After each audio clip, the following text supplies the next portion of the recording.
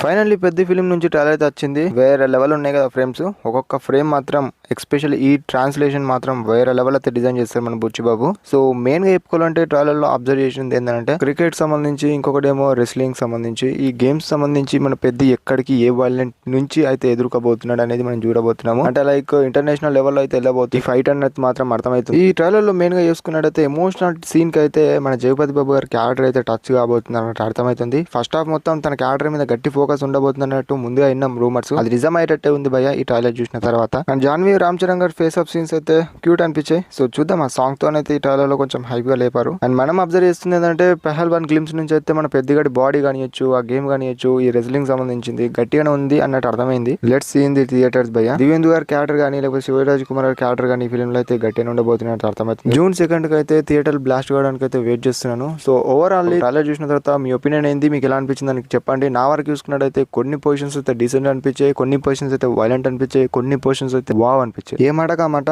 మన రామ్ చరణ్ గారి హెయిర్ మాత్రం మామూలుగా లేదు భయ్య. సో ఈ ట్రైలర్ అయితే మీకు ఎలా అనిపించిందో కామెంట్ చేయండి.